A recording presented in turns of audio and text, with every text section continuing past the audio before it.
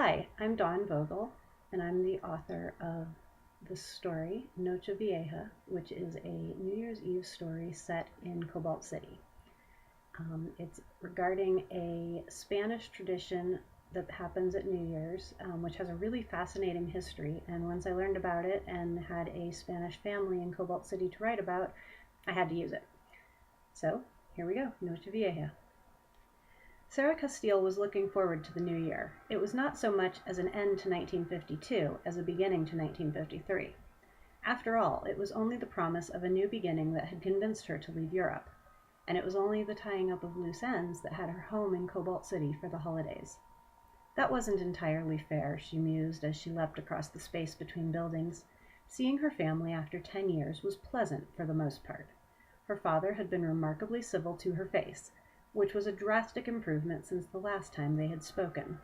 His old-fashioned notions about appropriate work for women most certainly did not include her new job with Truman's National Security Administration, nor did they include the task she was on at present, patrolling the city streets for trouble. A member of the Castile family had worn the mantle of the huntsman since their earliest days in Cobalt City, but with the exception of a many times over great-aunt and herself, all of the wearers had been men. Aldous Castile had handed the mantle over to Sarah's younger brother as soon as Matthew had turned 18, bypassing what Sarah had expected to be her legacy. But she had not been so easily dissuaded. She had left for Europe as a part of the Army Nurse Corps with her own bow and hood. The sound of breaking glass shattered Sarah's reverie through her more pleasant memories. She pinpointed the source of the noise and nocked an arrow attached to a grappling hook. Shooting it across to a lower rooftop, she swung down and landed outside of a jewelry store with a now broken front window.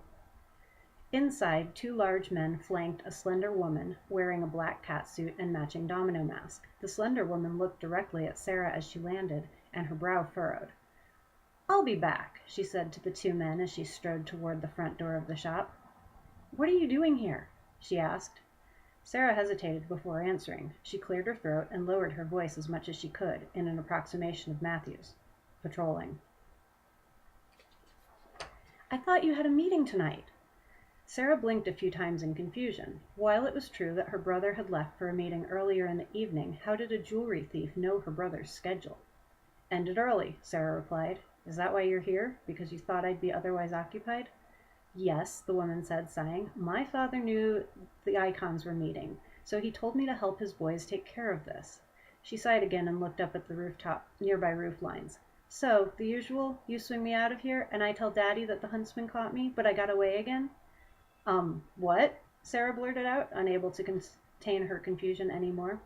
The woman leaned closer and peered underneath Sarah's hood, searching for her eyes. "You're not the huntsman." Sarah took a step backward out of the woman's reach. "Trust me," the woman said. "I know the huntsman, and you are definitely not him." She took a step away from Sarah and looked her up and down. "So, where'd you get the gear?" Sarah glanced beyond the woman. The two men had not stopped smashing jewelry cases and stuffing the contents into sacks when the woman walked away from them. "Look, I don't know who—" The woman laughed, interrupting Sarah. "Then you're definitely not the huntsman." "Fine, but I am here to stop this robbery." "Then do what the real huntsman does. Get me out of the way for a bit and knock out the thugs. It's either that or you're going to have to knock me out. And I assure you, if that's your plan, then you're going to have to deal with the real huntsman beating down your door sooner than you think." "Wait here," Sarah said as she strode past the woman. She nocked a knockout arrow and aimed it at the first of the two thugs. Just as she loosed the arrow, she heard skittering behind her. Sarah turned around to find the woman gone. Shaking her head, she pulled a second arrow out to knock out the second thug. With both of the thugs out, she stepped into the jewelry shop to locate their phone and call the Cobalt City Police Department to pick up two of the three robbers.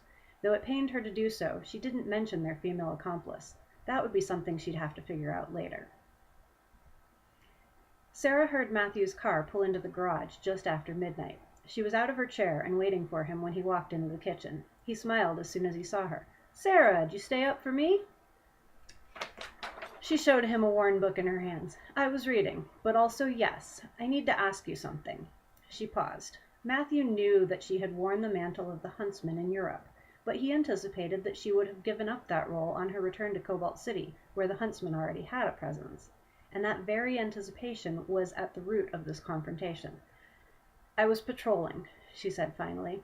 Matthew let out a deep sigh. Dad would be mad as hell if he knew. I realized that. But while I was out, I encountered someone robbing a jewelry store with some thugs. She seemed to expect you to apprehend them, but let her go. He held up a hand. It wasn't what you think, Sarah. No. She crossed her arms over her chest. Then do explain, Matthew, because it seemed to me like you and she have some sort of an arrangement that allows her to commit crimes with impunity.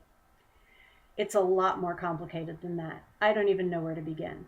The beginning, Sarah spat back. That's where I'd start. Matthew's shoulders slumped. Can we talk about this in the morning? I'm exhausted. The Icons meeting turned into a sparring session, and Doc Future decided to test out a new sleep gas on all of us. He's got a few kinks to work out still. Look, I'm here for another week. If you expect me to stay cooped up in the house all the time, you've got another thing coming. All I'm asking for is enough information that if I go out as the huntsman, I'm not going to run afoul of any other little arrangements you've made with criminals. Evie's not a criminal, Matthew spat back. Evie, huh? From where I was standing, Evie certainly appeared to be involved in a crime. If that doesn't make her a criminal, I'm not sure what does. Like I said, it's complicated. Matthew sighed and ran his hands through his hair, leaving it disheveled. If you insist on talking about this now, at least let me get a drink. As he walked toward the living room liquor cabinet, he called back over his shoulder. You've been gone for a long time, Sarah. How much do you know about let's call it the political situation here? She followed him into the living room and curled up in the chair where she'd been reading. I take it you don't mean the mayor. I mean the gangs, the criminal element. Well, I heard about Peppermint Nick. Matthew shook his head. Old news. These days, the big players are the Chinese for the most part. But there's still a holdout of Irish mobsters trying to get their piece of the pie. Evie, Evelyn Malone, her father is running one of those gangs, and she's just as stuck in her job as I am in mine. Sarah frowned. Stuck? Matthew slumped on the couch, drink in hand. Being a part of the Icons is a huge honor, but it's also a lot of responsibility, and there are times when I wish it wasn't a responsibility that I had to maintain. Because of Evie, of course. Sarah arched her eyebrow at her brother. Are you hoping to settle down with her, a mobster's daughter? Matthew's gaze flickered to the doorway to the hallway. Keep your voice down. Dad doesn't know. He wouldn't give you the mantle, but he'd sure as hell take it back from me. He's got some sort of grudge against Michael Malone and his ilk. Do you think that might be because Michael Malone is a mobster? That doesn't make Evie a mobster, Matthew said, his voice rising in volume. She doesn't want to follow in her father's footsteps, unlike you. It's hard to follow in the footsteps of someone who ensures that his shoes only fit your brother, Sarah snapped back. Matthew stood and shook his head. Just drop it, Sarah, okay? Steer clear of Carlsberg and we'll be fine. Do whatever else the hell you want to do before you run off to your cushy new job in Washington. Just stay out of Carlsberg. And stay away from the keep. He stalked off down the hall.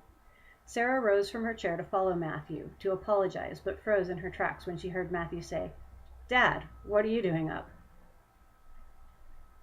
Sarah yawned as she checked the address clutched in her gloved hand again. She'd been unable to go to sleep after her conversation with Matthew, first because of the shouting match between Matthew and their father, and then because she was racked with guilt over causing the row between them.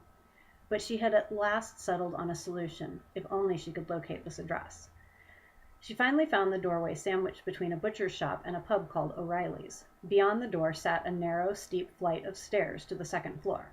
Tucking the address back into her purse, Sarah ascended the stairs and knocked on the door marked Malone's Alterations. The door flew open, and a young woman stared at Sarah. Without the domino mask, Evelyn looked much younger than she had the previous night. She stared at Sarah for a moment before her eyes widened in recognition. Wait a minute, did Matthew? No, he didn't. May I come in, please? How'd you find me then? Evelyn asked as she stepped aside. I looked in the phone book. Sarah glanced around the inside of the small apartment that had been converted into a seamstress's shop. From what she could see, there was no one else in the apartment. There are only a few businesses listed under your family name. And you can tick off all the bars and the gambling hall because the Irish mob would never let a woman in on that side of the business. Evelyn crossed her arms over her chest. What do you want?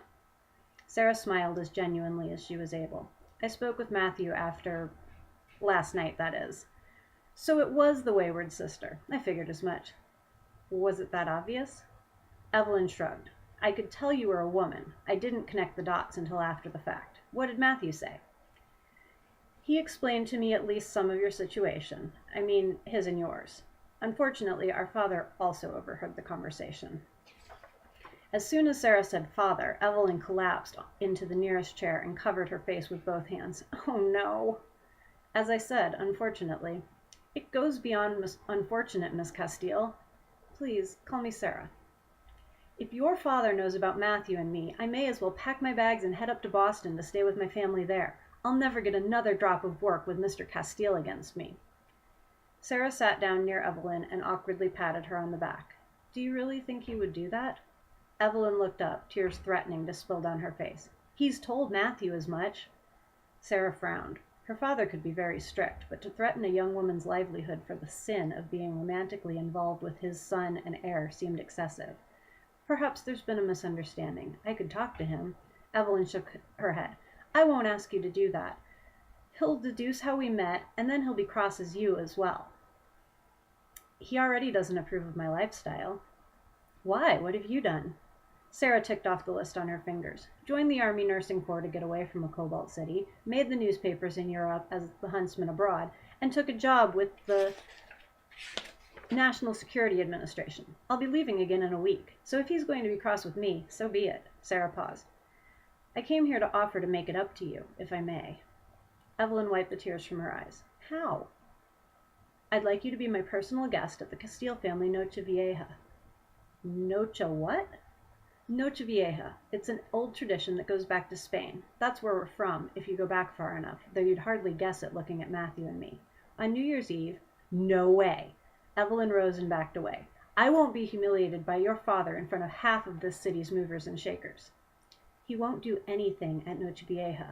He'll be too busy impressing everyone. Sarah smiled.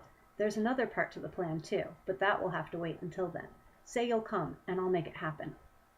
Evelyn frowned and chewed at her lip as she paced the small apartment. On one of her passes, her gaze landed on a fancy beaded black cocktail dress. She glanced back at Sarah, then returned her gaze to the dress. I don't know what to say. I suppose yes. You'll be glad you did, Evelyn. I promise. The Nochevieja party was in full swing when Evelyn Malone finally made her appearance. Before Sarah could hurry over to greet her guest, her father grabbed her elbow. What is she doing here? Each of his words was heavily punctuated as he hissed them out just loud enough for Sarah to hear. Evie? Oh, we met earlier this week. Her name is Evelyn Malone. She is not welcome here, Sarah. Sarah frowned. But you always wanted us to invite our friends over to the house, Dad.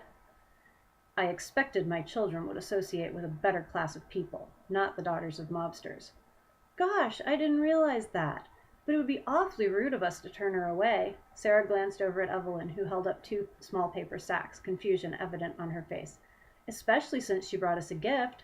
Sarah wriggled from her father's grasp and walked over to where Evelyn was frozen in place.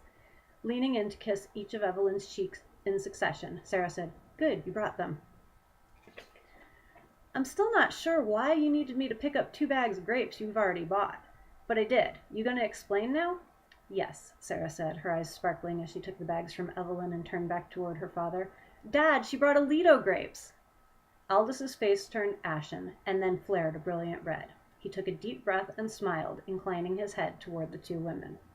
Sarah knew a fake smile on her father's face when she saw one, but she also saw the defeat evident in his eyes. Having Evelyn bring a gift of grapes traditionally consumed at midnight on New Year's Eve had been all Sarah needed to have Matthew's girlfriend welcomed by Aldous himself at the Nochevieja celebration. Aldous approached Sarah and Evelyn and bowed to the latter. Evelyn managed a curtsy in response, though she looked even more confused than she had before. Thank you for your kindness, Miss Malone, and welcome to our home. Sarah handed one of the bags of grapes to her father. It's time to start handing these out to our guests, Dad. Evie and I will take care of the other bag. Aldous nodded and walked away stiffly. Sarah turned to Evelyn and smiled. I told you so. That you did, she glanced around, but I'm not the only one to bring grapes, it seems. No, you are the only one who brought them. We've had a standing order to import the rest for years. Then why? It would be rude to turn away a guest who brought a gift, regardless of who they are. Well, I don't think his goodwill toward mobsters' daughters is going to last into the new year. That's where part two of the plan comes in, Sarah said, hooking her arm through Evelyn's and steering her toward the study. Where are we going now? Evelyn asked as Sarah nudged her forward into the darkened room. Across the room, a small light flared, a flame atop a candle. It lit a hooded face, but it was clear from the jawline that it was Matthew beneath the hood. Evelyn Malone, Matthew began. He paused and looked past Evelyn at Sarah. Do you mind, sis? Sarah leaned against the doorframe. Aw, you don't want me to see all the men in my family flustered in one evening? Matthew smirked. Nope, sure don't. Go pick on the Matthias cousins if you want to see some more relatives squirm. Sarah rolled her eyes but pulled the door shut, giving Evelyn a wink as she did. She didn't go far, opting to wait in the hallway for the sound of Evelyn's excited shouts of "Yes!" to Matthew's proposal.